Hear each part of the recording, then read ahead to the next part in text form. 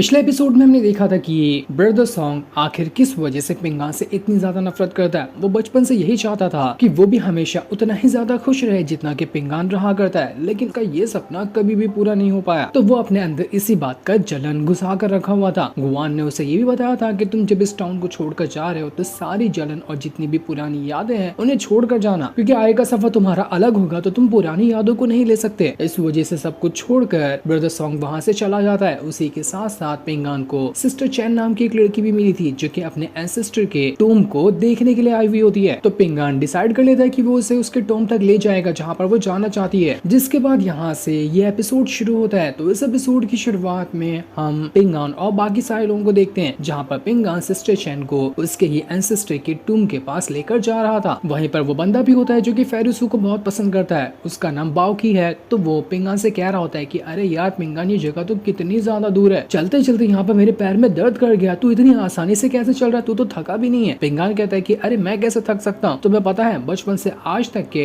Doctor जब भी मुझे हर्ब्स वगैरह लाने कहते थे ना तो मैं यहीं आया करता था और यहीं से हर्ब्स लेकर जाता हूँ, तो मेरे थकने का तो सवाल ही नहीं पैदा होता। तुम लोग थक गए हो तो बोलो कि मैं आराम करने के लिए रुक जाऊँ। बाकी कहता है पिंगान से कि यार तू बड़ा कमाल का बंदा है, मैं तुझे ना एक ऑफर देता हूँ, तू मेरे साथ आ जाना मेरी फैंगलाइन एकेडमी के अंदर, मैं तुझे वहाँ पर एक बहुत ही पावरफुल स्वॉर्डमैन बना दूंगा, फिर हम दोनों एक साथ रहेंगे और एक साथ जाकर ज़ैंगलाई माउंटेन जो है उसकी बैंड बजा देंगे, साथ ही साथ उस ग्रैंडपा को भी नहीं छोड़ेंगे, सबको मिलकर मार डालेंगे, अपन दोनों तबाही बनेंगे। क्यों, क्या कहता है, मेरा प्लान सही लगा ना? नहीं, क्या कहती कि तू ना बहुत ज्यादा फेंकता है, तूने कहा था कि ग्रैंडपा इतना ज्यादा स्ट्रॉन्ग होगा, इतना ज्यादा पावरफुल होगा, लेकिन वो तो उतना था ही नहीं, और तू अपने फैंगलाइन एकेडमी की इतनी तारीफ करता है, तेरी फैंगलाइन एकेडमी भी उतनी ज्यादा खास नहीं है, तू खाली सब बातें झूठ बोलता है। बाकी कह रहा था कि अरे नहीं नहीं, मेरी फैंगलाइन एकेडमी बहुत खास है, लगता है तुम्हें ना यहाँ पर कोई गलत खबर मिली होगी। लेकिन नहीं गया तो उसकी बेइज्जती पे बेइज्जती करते जाती कि तू कोई काम का नहीं है, खाली फुकट में अपनी तारीफ बटोरवाना चाहता है। जिस पर बाकी कहता है कि यार तुम ना बड़ी तीखी मिर्ची टाइप की लड़की हो, तुमसे शादी कौन करेगा, जो भी शादी करेगा बेचारा वो तो ऐसे दब कर रहेगा, तुम ही उसके ऊपर चढ़ कर नाचोगी। क्यों, सच कह रहा हूँ ना मैं। तभी वहां पर निंग्याओ की फ्लाइंग स्वॉर्ड उसके सामने आकर खड़ी हो जाती है कि आखिर उसकी हिम्मत कैसे हुई निंग्याओ के बारे में ऐसा कहने की। इस वजह से बाकी वहां पर डर जाता है और फिर वो निंग्याओ के बारे में कुछ नहीं कहता। इसके बाद वो सभी दोबारा वहां से आगे बढ़ना शुरू कर देते हैं। लेकिन आगे बढ़ते हुए सिस्टर चैन के साथ जो बंदा आया हुआ था वो बहुत ज्यादा थक जाता है, उसे तो चला भी नहीं जा रहा था और पत्थर पे फिसलने की वजह से वो वहां पर गिर भी जाता है। इस वजह से उसकी हालत बहुत ज्यादा खराब हो चुकी थी। वो सबसे कहता है कि नहीं, मेरा तो हो गया, मैं अब और आगे नहीं बढ़ सकता, क्योंकि अभी भी बहुत लंबा सफर बचा हुआ था जहाँ पर जाकर सिस्टर चैन के एंसेस्ट्री की टूम वगैरह मिलने वाली है। उस बंदे की हालत खराब होता हुआ देखकर पिंगान डिसाइड करता है कि हमें यहाँ पर एक छोटा सा ब्रेक लेना चाहिए, मुझे लगता है कि तुम सब बहुत थक चुके हो। लेकिन सिस्टर चैन तो ब्रेक लेने के लिए तैयार ही नहीं थी, वो कहती है कि हमें ऐसे ही चलना है, हम अभी जाएंगे और बीच में नहीं रुकने वाले। तब पिंगान बाओकी से कहता है कि बाओकी देखो यहाँ पर ना बहुत ज्यादा थक चुका है, तो तुम थोड़ा देर इसके साथ आराम करो और इसके बाद इसे लेके जाकर वापस से टाउन में छोड़ देना, वरना ये अगर और ज्यादा आगे चला ना तो इसकी हालत खराब हो सकती है, प्लीज ये छोटा सा मेरे लिए काम कर दो। बाकी इतना जल्दी तो नहीं मानता, लेकिन फिर भी पिंगान के मनाने पर वो मान जाता है कि वो बंदे को लेकर वापस से टाउन में चला जाएगा और बाकी सब यहाँ से आगे बढ़ जाएंगे। इसलिए पिंगान उससे कुछ खाने की चीजें भी देता है जिससे बाओकी बहुत ज्यादा खुश हो गया था। इसके बाद वो उस बंदे को लेकर कहता है कि चलो हम चलते हैं, बाकी सबको आगे बढ़ने दो। इसके बाद बाओकी और वो बंदा दोनों एक जगह पर आकर बैठ जाते हैं और आपस में बातें करने लग गए थे। बाओकी उस बंदे से कहता है कि तुम तो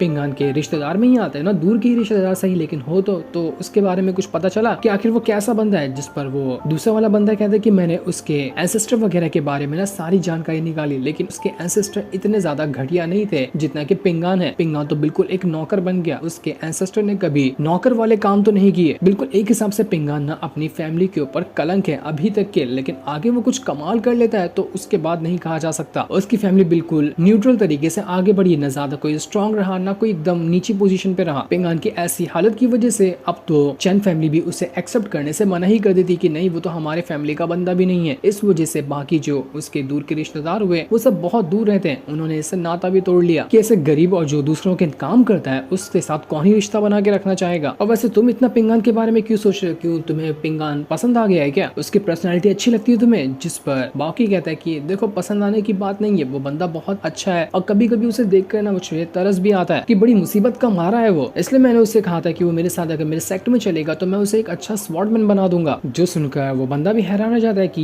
ये बाओकी तो कितना ज्यादा कुछ ही टाइम के अंदर पिंगान को पसंद करने लग गया। दूसरी तरफ हम लिन को देखते हैं जो अपना स्पिरिचुअल वर्ल्ड के अंदर जाकर पहुंच चुका था, क्योंकि अभी वो बेहोश था तो वो किसी अलग ही वर्ल्ड में अपने आप को देख पाता है। इस जगह पर इससे पहले कभी नहीं आया था। वो जगह बिल्कुल मिस्टीरियस और हर तरफ ऑरा फैला हुआ था और चारों तरफ स्पिरिचुअल वॉल वगैरह थी जिसके ऊपर कई सारी टेक्निक और कुछ इंसिडेंट्स वगैरह लिखे हुए थे। लिन एकदम हैरान रहता है कि मैं कैसे जगह पर आ गया, ये क्या है यहाँ पर। उसे वहाँ पर उसके ग्रैंडपा की आवाज भी सुनाई देती है जिसका आर्मर ही उसने बेच दिया था और उस आर्मर की वजह से उसकी ऐसी हालत भी खराब हुई थी। लिन वहाँ पर कह रहा होता है कि मैंने वो आर्मर तो बेच दिया लेकिन आपका दिया हुआ स्वॉर्ड सूत्र अभी भी मेरे पास है, मैंने उसे कहीं नहीं बेचा और उसे हमेशा संभाल कर रखा है। लिन के सामने एक बहुत ही हाई लेवल की डिवाइन स्वॉर्ड रखी हुई थी जो कि उसके स्पिरिचुअल वर्ल्ड के अंदर ही मौजूद है और उसी के आसपास कई सारे इंसिडेंट्स वाले पेपर लगे हुए थे। तभी उसके कुछ पुराने विजन भी आते हैं जहाँ वो अपने ग्रैंडपा को देख पाता है। उसके ग्रैंडपा बहुत ही ज्यादा पावरफुल और काफी कमाल के थे जो एक बहुत ही ज्यादा डिवाइन ड्रैगन से लड़ रहे होते हैं और उन्हीं का स्वॉर्ड सूत्र और उन्हीं का आर्मर यहाँ पर लिन को मिला था जो आर्मर उसने बेच दिया। तभी तो उस आर्मर के पीछे इतने सारे लोग लगे थे क्योंकि वो आर्मर था ही इतने पावरफुल बंदे का। इसके बाद वहाँ पर जितने भी पेपर में लिखावटें लिखी हुई थी उन सब की पावर यहाँ पर धीरे धीरे करते हुए स्वॉर्ड के अंदर समाने लग जाती है। इस वजह से रियल वर्ल्ड के अंदर जहाँ पर लिन बेहोश था उसके अंदर से बहुत ज्यादा पावर बाहर आने लगती है क्योंकि असल में लिन था तो एक बहुत ही ज्यादा पावरफुल बंदे का ही डिसेंडेंट, तो उसके अंदर उसकी कुछ न कुछ तो खूबियां थी। और यहाँ पर जब लिन इतना ज्यादा कमजोर हो चुका है तो उसे वापस से रिकवर करने के लिए उसके दादाजी की पावर उसके पास आ रही थी जो उसे यहाँ पर पूरी तरह से रिकवर करने की कोशिश कर रही होती है। लेकिन अब वो पावर उसे रिकवर करेगी या उसे और ज्यादा कमजोर बना देगी ये तो अभी हमें नहीं बताया जाता। मास्टर रुआन ये चीज देखकर एकदम हैरान था कि यहाँ पर तो लिन के अंदर से काफी हाई लेवल की पावर निकल रही है। ये बिल्कुल एक ब्लेसिंग की तरह है उसकी लाइफ में जो उसे के एंसेस्टर से मिली है। बिल्कुल सच कहते थे लोग कि इस टाउन के अंदर जो भी बच्चा पैदा होता है ना वो असल में बहुत ही ज्यादा हाई लेवल की पावर के साथ पैदा होता है, तभी तो उनकी ब्लड पावर को अपॉर्चुनिटी के तौर पे बेच दिया जाता है जिसे बाहर के लोग खरीदते हैं। लेकिन लिन की जो ये पावर है वो ऐसा लग रहा है कि पहले इसे पूरी तरह से बर्बाद करेगी और उसके बाद फिर से इसे आबाद करने की कोशिश करेगी क्योंकि कल्टीवेशन की राह में आगे बढ़ना इतना इजी सफर तो बिल्कुल नहीं होता है। मास्टर रुआन की बेटी एकदम हैरान रहती है कि अरे यहाँ पर फादर आप कैसी बात कर रहे हैं, ये क्या होता है कल्टीवेशन, ये किस तरह का स्वॉर्ड सूत्र है और इसके अंदर से कैसी पावर निकल रही है, इसके बारे में मुझे कुछ बताइए ना, मुझे तो कुछ समझ नहीं आ रहा, सब दिमाग के ऊपर से जा रहा है। मास्टर रुआन कहते हैं कि अरे यार कभी तुमने कुछ किताब पढ़ ली होती ना तो तुम्हें इसकी जानकारी होती, जाओ लाइब्रेरी और कल्टीवेशन से जुड़ी हुई या फिर इस पावर से जुड़ी हुई किताबें पढ़ो। इतनी अच्छी अच्छी बातें मैंने यहाँ पर कहीं तुम्हें कुछ समझ नहीं आया, ऐसा लगा कि मैंने भैंस के आगे भी और ये सोचा कि भैंस यहाँ पर नागिन डांस करने लग जाएगा। इतनी अच्छी बात बताने का क्या फायदा जब तुम्हें कुछ समझ ही नहीं आया। जो सुनकर मास्टर रुआन की बेटी को गुस्सा आ जाता है कि आप तो हमेशा यहाँ पर मुझे बेइज्जत करने का बहाना ही ढूंढते रहते हो, जब मैं नहीं पढ़ती कोई बुक, मुझे नहीं जानना किसके बारे में कि कैसी पावर थी और इससे क्या होता है। दूसरी तरफ पिंगान और बाकी लोग आगे बढ़ते हुए जंगल में काफी दूर आ चुके थे और काफी दूर आने के बाद वो आखिरकार उस जगह पर पहुंच जाते हैं जहाँ पर सिस्टर चेन के एंसेस्टर की टोम वगैरह है। वहाँ पर कई सारे जुगनू भी थे और वो जगह काफी ज्यादा शांत और बड़ी अच्छी लग रही थी। पिंगान इशारा करके सिस्टर चेन को बता देता है कि वही है तुम्हारे एंसेस्टर की टर्म, तुम वहाँ जाकर उन्हें अगर देखना चाहती हो तो देख सकती हो। ये देखकर सिस्टर चेन एकदम ज्यादा हैरान और काफी ज्यादा खुश हो जाती है। वो बिल्कुल इमोशनल हो चुकी थी अपने एंसेस्टर की टोम वगैरह को देखकर। वो यहाँ पर कह रही थी कि मुझे कुछ टाइम अकेला रहना है तो तुम क्या प्लीज यहाँ पर थोड़ा सा देर के लिए दूर जा सकते हो ताकि अकेले मैं यहाँ पर अपने जो एंसेस्टर हैं उनके लिए प्रार्थना कर सकूं। इसलिए पिंगान और निंगिया वहाँ से चले जाते हैं ताकि सिस्टर चेन को कुछ देर अकेला छोड़ दिया जाए। उनके जाने के बाद सिस्टर चेन जो थी अपने पास से जो भी सामान वगैरह लाई थी, कुछ मिठाइयाँ कुछ चीजें लाई होती है, वो सभी अपने एंसेस्टर की टूम के पास रखते हुए उनके लिए प्रार्थना कर रही थी कि आपने हमेशा मेरा साथ दिया और अब चैन फैमिली की जिम्मेदारी मेरे ऊपर आ चुकी है, तो कुछ भी क्यों ना हो जाए मैं चैन फैमिली को कभी खत्म होने नहीं दूंगी और ना ही कभी इसे खतरे में आने दूंगी। मुझे बस आपकी दुआओं का साथ चाहिए, तो मुझ पे हमेशा ऐसे ही अपनी दुआओं के सहारे से प्रोटेक्शन करते रहना। हमारी चैन फैमिली हमेशा आबाद रहेगी जैसा कि पहले रहा करती थी। दूसरी तरफ पिंगान और निंगिया जब अकेले बैठे होते हैं तो निंगिया पिंगान से कहती कि तुमने तो उसे ऐसे ही अकेला छोड़ दिया, कहीं वो खो हो गई तो तुम्हें परवाह नहीं है क्या उसकी। पिंगान कहता है कि अरे आप क्यों इतनी सारी टेंशन ले रही है, वो यहाँ पर आ जाएगी या फिर हम ही उसके पास चले जाएंगे। वैसे आपको सामने तालाब दिख रहा है, उसके अंदर ना स्पिरिचुअल स्टोन है, जैसा कि मैंने आपको बताया था ना कि मैं कभी कभी बाल्टी में भर कर स्पिरिचुअल स्टोन लेकर आया करता हूँ, तो वो स्पिरिचुअल स्टोन मुझे वहीं पर से मिलते हैं। चाहिए क्या आपको? अगर आपको चाहिए तो मैं आपके लिए ला सकता हूँ, लेकिन मुझे ये भी डर लग रहा है कि रात काफी ज्यादा हो गई है और अगर वहाँ पर कोई बैठा हुआ तो हम यहाँ पर फंस जाएंगे, तो रात में स्पिरिचुअल स्टोन ना ही लेना बेहतर है। निंगिया कहती है कि बड़े कंजूस आदमी हो तुम, पहले कहते हो ला कर दोगे और फिर बाद में कहते हो कि फंस जाओगे तो तुम नहीं लाने वाले। वो जैसे ही मस्ती मजाक में पिंगान को मारने वाली होती है खुद ही गिर जाती है, इसलिए पिंगान उसे संभालता है। लेकिन पिंगान को उसके छूने की वजह से निंगिया यहाँ पर गुस्सा हो जाती है, तो उसको शांत करने के लिए पिंगान अपने बास्केट के अंदर जो फ्रूट कलेक्ट किया हुआ था, जो वो लिन के लिए ले जाने वाला था, तो एक फ्रूट निकाल कर निंगिया को दे देता है और उससे कहता है कि अरे ये फ्रूट खाओ ना, ये बहुत टेस्टी है, एक फ्रूट आपका दिमाग ठंडा करने के लिए काफी है। लेकिन निंगिया कहती है कि मैं ये फ्रूट नहीं खाऊंगी क्योंकि ये फ्रूट सिर्फ सीजन के हिसाब से ही मीठे रहते हैं, बाकी सीजन में ये तुमको मीठे नहीं मिलने वाले, तो अभी से खाकर कोई मतलब नहीं है। पिंगान कहता है कि अरे मेरी बात पे भरोसा तो करो, ये बहुत ज्यादा टेस्टी होंगे, आपको पसंद आएंगे तो आपको ये खाना चाहिए। इसलिए जबरदस्ती निंजा वहाँ पर एक फ्रूट को लेकर खाने लगती है। जैसे वो उसे खा रही थी उसे इतना अच्छा रिफ्रेशमेंट फील होता है जिसकी कोई हद नहीं थी। वो कहती है अरे वाह, पिंगान ने तो सही कहा था, ये तो बड़े कमाल के और काफी ज्यादा टेस्टी। लेकिन मैं पिंगान को नहीं कहूंगी कि ये टेस्टी है, वरना वो काफी ज्यादा खुश हो जाएगा कि देखो उसकी चीज यहाँ पर काम कर गई। इसलिए वो झूठ झूठ यहाँ पर पिंगान से कह देती कि बिल्कुल टेस्टी नहीं है, बहुत ही वाहियात टेस्ट था, तो दोबारा कभी मुझे मत देना, सारा मूड खराब कर दिया तुमने यहाँ पर। पिंगान बेचारा निंजा की बात को सच समझकर वहाँ पर उस फ्रूट को रख लेता है कि चलो निंजा को पसंद नहीं आया तो कोई बात नहीं, मैं इसे लिन के लिए ही ले जाता हूँ, उसे तो पक्का पसंद आएगा क्योंकि वो पहले भी इस फ्रूट को पसंद किया करता था। निंजा यहाँ पर पिंगान से एक सवाल पूछती कि देखो अगर तुम्हारे पास कोई लड़की आती है जो बेचारी मासूम सी होगी तो क्या तुम उसे भी ये फ्रूट दोगे? जिस पर पिंगान कहता है कि हाँ क्यों नहीं, मैं उसे बिल्कुल दूंगा, बेचारी को फ्रूट की जरूरत होगी तो मैं उसे कैसे नहीं दे सकता, मैं उसे मना नहीं करूंगा। निंजा कहती कि अरे यार तुम जल्दी समझते नहीं हो, ठीक है मैं तुम्हारे लिए ना इस क्वेश्चन को और हार्ड बना देती हूँ। तो एक तरफ मैं हूँ और एक तरफ मास्टर रुवान की बेटी है और तुम्हारे पास 2 फ्रूट है, तो तुम उसका बंटवारा हम तीनों में कैसे करोगे? इसका जवाब मुझे चाहिए। पिंगान कहता है इसका बंटवारा करना तो थोड़ा मुश्किल होगा कि 2 फ्रूट 3 लोगों में कैसे बांट दिए जाते हैं, लेकिन हाँ मैं ये कर सकता हूँ कि मैं फ्रूट नहीं खाऊंगा और आप दोनों को एक एक दे दूंगा। क्यों, सही कहा ना मैंने? निंजा यहाँ पर जबरदस्ती पिंगान से पूछवाना चाह रही थी कि क्या वो अगर उसके पास कोई ऐसी कीमती चीज हो और निंजा के एक बार मांगने पे वो उसे देने के लिए तैयार होता है या नहीं होता है। अगर हो गया तो पिंगान मतलब उसको पसंद करता होगा। इसलिए निंजा इस क्वेश्चन को और हार्ड बनाते हुए कहती है कि ठीक है अब मानो कि यहाँ पर एक ही फ्रूट है और एक तरफ मास्टर रुवान की बेटी है और दूसरी तरफ मैं हूँ, अब बताओ कि तुम वो फ्रूट किसको दोगे? पिंगान कहता है ये क्वेश्चन तो बड़ा मुश्किल हो गया, लेकिन मैं वो फ्रूट ना आपको ही दूंगा। निंजा कहती कि अच्छा अगर मुझे दोगे तो मुझे देने का तुम्हारा मकसद क्या है, तुम आखिर किस रीजन से मुझे वो फ्रूट दोगे, उसका रीजन भी तो बताओ। पिंगान कहता है कि रीजन तो बड़ा सिंपल है, क्योंकि मास्टर रुवान की बेटी अभी यहाँ पर है ही नहीं, आप ही यहाँ पर हो तो मैं फ्रूट आपको ही दूंगा ना। मास्टर रुवान की बेटी रहती तभी तो ये क्वेश्चन सेंस बनाता। ये सुनकर यहाँ पर निंजा को बहुत ज्यादा गुस्सा आता है कि इसका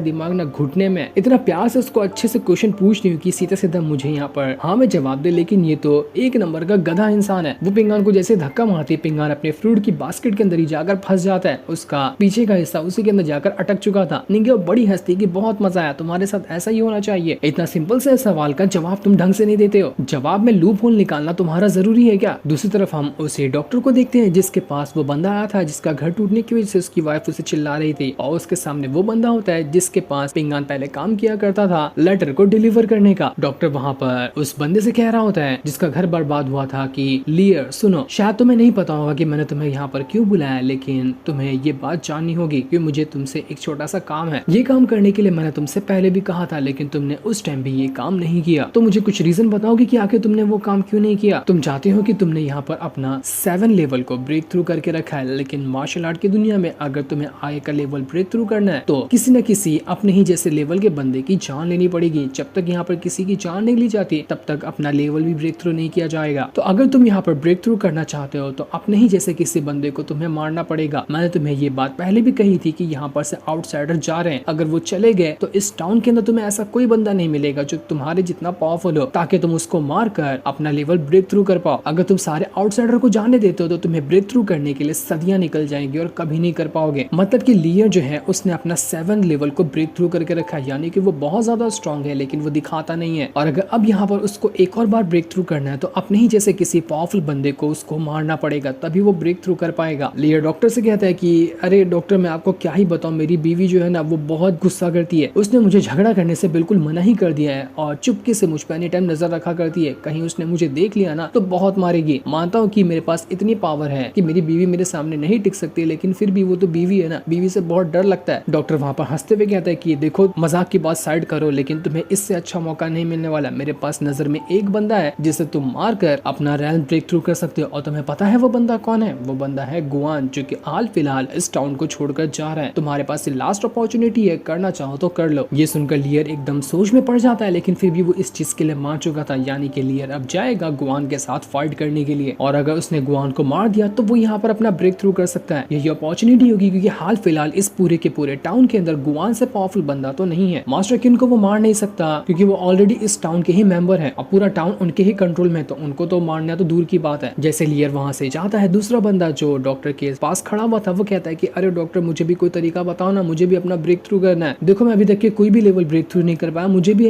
अपना पावर लेवल ब्रेक थ्रू करके पावरफुल बनना है। लेकिन तब वहाँ पर डॉक्टर अपनी सिगार की फूंक मारते हुए उससे कहता कहता है कि तू ये मेरा धुआं सूंघा, इसी का सुट्टा मार, तेरा बस यही काम है, तुझसे ज्यादा कुछ नहीं कर सकता, तू जिंदगी में बोझ है, या तू चुल्लू भर पानी में डूब के मर जा, उसी में भलाई होगी, क्योंकि तेरा जिंदा रहकर भी कोई फायदा नहीं है। ये सुनकर बेचारे बंदे को सदमा लग जाता, वो वहीं पे सर पटक पटक कर रोने लग गया था कि मेरी जिंदगी तो मैं बोझ बन के रह गया, ऊपर वाले उठा ले मुझे। दूसरी तरफ ब्रदर सॉन्ग और गुआन जब आगे बढ़ रहे थे तो गुआन को सामने कोई ऐसा बंदा लगता है जो यहाँ पर उसका रास्ता रोकने के लिए खड़ा हुआ था। तो वो ब्रदर सॉन्ग का बाकियों से कहता है कि तुम लोग यहाँ से आगे जाओ, तब तक मैं देखता हूँ कि यहाँ पर क्या मैटर चल रहा है। इसलिए घोड़ा गाड़ी वहां से आगे बढ़ जाती है और उसके बाद यहाँ पर गुआन एक पहाड़ के पास आता है जिसके ऊपर ही लियर लेटा हुआ था। गुआन यहाँ पर लियर से देख कर कहता है कि मुझे नहीं पता था कि इस टाउन के अंदर तुम्हारे जैसा पावरफुल बंदा भी छुप कर बैठा हुआ है। लगता है मेरे जासूसों को सही खबर नहीं मिली कि इस टाउन में कौन से लोग रहते हैं और वो कितने पावरफुल है, वरना उन्होंने पहले ही मुझे तुम्हारे बारे में बता दिया होता। तो अगर यहाँ पर तुम हम दोनों की पहली मुलाकात के अंदर ही कुत्तों की तरह मार खाते हुए मरना नहीं चाहते हो ना, तो मुझे रीजन बता दो कि तुम यहाँ पर क्यों आए और हमारा रास्ता क्यों रोक रहे हो। ये सुनकर लियर काफी ज्यादा गुस्सा तो होता है, लेकिन वो यहाँ पर कुछ नहीं कहता और अपनी पावर का इस्तेमाल करते हुए वो सीधा का सीधा गुआन के सामने आकर खड़े होते हुए कहता है कि देख, वो तो किस्मत ही बताएगी कि आज कुत्तों की तरह कौन मरने वाला है। ये लियर एक नंबर का सन की किस्म का बंदा था, एकदम आगल पागल टाइप का बंदा है, जिससे भी गुस्सा आता है ना कुत्तों की तरफ उसे मारता है। और यहाँ पर वो गुआन को भी बहुत बहुत मारेगा भी, जितनी बार गुआन ने अपनी लाइफ में कभी नहीं मार खाई होगी। उसकी ऐसी बात सुनकर गुआन को यहाँ पर गुस्सा आ जाता है, तो वो एक ही बार घसीट कर सीधा लियर को दूर फेंक देता है, जिस वजह से लियर पहाड़ के अंदर जाकर धंस चुका था। लेकिन फिर भी लियर कहता है कि तेरे धक्के में उतनी ताकत नहीं थी, अगर सही से धक्का दिया होता ना तो मैं पहाड़ को तोड़कर आगे निकल जाता। अब मैं तुझे दिखाता हूँ कि मैं क्या कर सकता हूँ। उन दोनों के अंदर से इतनी पावर निकल रही थी कि वहां पर पूरा तूफान आ चुका था, क्योंकि दोनों बहुत ज्यादा हाई लेवल के बंदे हैं और इनकी फाइट बहुत ज्यादा जबरदस्त होगी। इसके बाद देखते ही देखते दोनों एक दूसरे के साथ लड़ना शुरू कर देते हैं। दोनों एक दूसरे को पूरी ताकत से मार रहे थे, लेकिन यहाँ पर फिर भी लियर जो था वो ज्यादा पावरफुल लग रहा था। अब तक तो हमें लग रहा था कि मास्टर गुआन बहुत ज्यादा स्ट्रॉन्ग होगा, लेकिन लियर के सामने आते ही उसकी फटकर हाथ में आ गई थी। लियर उसे कुत्तों की तरह मार रहा होता है। यहाँ पर गुआन इतनी जल्दी हाथ तो नहीं मारने वाला था, तो वो भी यहाँ पर जितना हो सकता था उतना वो लियर को मारने की कोशिश करता है, लेकिन वो कितने भी अटैक क्यों ना कर ले, वो उतने ज्यादा स्ट्रॉन्ग नहीं थे जितना कि स्ट्रॉन्ग अटैक लियर उस पे करता। दोनों की लड़ाई से आसपास का पूरा इलाका तहस नहस हो गया होता है, सब कुछ टूट फूट चुका था। गुआन यहाँ पर जोश में मार रहा था और ये बस ऐसी मजाक मस्ती में वो गुआन को मारे जा रहा था और हर बात पे वो उसकी बेइज्जती भी करता कि अबे तेरे अटैक में उतना दम नहीं है, थोड़ा दम लगाकर फाइट करना, मुझसे डर गया क्या। वो गुआन को और ज्यादा गुस्सा दिला रहा था ताकि गुआन और जान लगाकर उसके साथ फाइट करे, लेकिन वो कितनी भी कोशिश क्यों ना कर ले, लियर का कुछ बिगाड़ नहीं पा रहा था। लियर बहुत मारता है उसको और ऐसा मारकर सीधा जमीन के अंदर धसा ही देता है, जिस वजह से लियर की तो हालत कुछ खराब नहीं हुई थी, लेकिन यहाँ पर गुआन एकदम पगला चुका था। उसका कपड़ा वपड़ा सब फट गया होता, वो खून में नहा चुका था, लेकिन फिर भी वो हार नहीं माना था। लियर कहता है कि देख, आज मेरा मूड नहीं है तेरी जान लेने का, तो तू चाहता है ना तो जा और तेरे साथ जो खड़े हैं उनको लेकर यहाँ से रिटर्न चले जा, वरना अगर तू दोबारा यहाँ पर फाइट करना चाहता है ना तो वो फाइट जो होगी वो लाइफ और डेथ वाली होगी, उसमें तू मर जाएगा, फिर बाद में मुझसे मत कहना। यहाँ पर गुआन कहता है कि ज्यादा ना यहाँ बोल बचन करने से कुछ नहीं होता, तूने अपनी लाइफ में जितने दिन नहीं गुजारे होंगे ना उतना ज्यादा मैंने आज तक लोगों को मारा है, तो आज आप डरता हूँ क्या? मैं तुझसे नहीं डरता हूँ, फिर से हम दोनों फाइट करते हैं, फैसला हो जाएगा कि कौन जिंदा रहता है और कौन मरता है। इसके बाद वो दोनों दोबारा एक दूसरे के साथ फाइट करना शुरू कर देते, लेकिन फिर भी यहाँ पर गुआन कुछ नहीं कर पा रहा था। लियर उसको बहुत मारता है, मानना पड़ेगा ये लियर तो बहुत पहुंची हुई चीज थी, ऐसा छुप के यहाँ पर रहता था मानो कि इसके पास कोई पावर नहीं, लेकिन असल में तो ये बहुत ही ज्यादा कमाल का बंदा था। और इस बार लियर भी भड़क चुका था, वो कुत्तों की तरह यहाँ पर गुआन को मारता, हर एक अटैक से गुआन की हालत खराब हो रही थी। अब वो उसे एक बहुत ही ज्यादा जोरदार अटैक करते हुए पानी के नीचे ही फेंक देता है। ऐसा लग रहा था कि गुआन यहाँ पर मर गया, लेकिन जैसे यहाँ पर गुआन नीचे आया होता है वो अचानक से किसी और जगह पर जाकर टेलीपोर्ट हो जाता है, जो जगह बिल्कुल लाल थी, मानो कि ये जगह खून से बनी हो। यहाँ पर गुआन कह रहा था कि मुझे भी पता है कि अगर कल्टीवेशन की दुनिया में आगे बढ़ना है तो लोगों को मारना जरूरी है, और मामूली लोगों को नहीं बल्कि जीनियस और इमॉर्टल को ही मारा जाता है। तो लिया, तूने यहाँ पर मुझे जिंदा छोड़कर अच्छा नहीं किया, अब मैं तुझे कुत्तों की मौत मारूंगा। जिसके इतना कहते ही ये एपिसोड यहीं पर एंड हो जाता है। थैंक्स।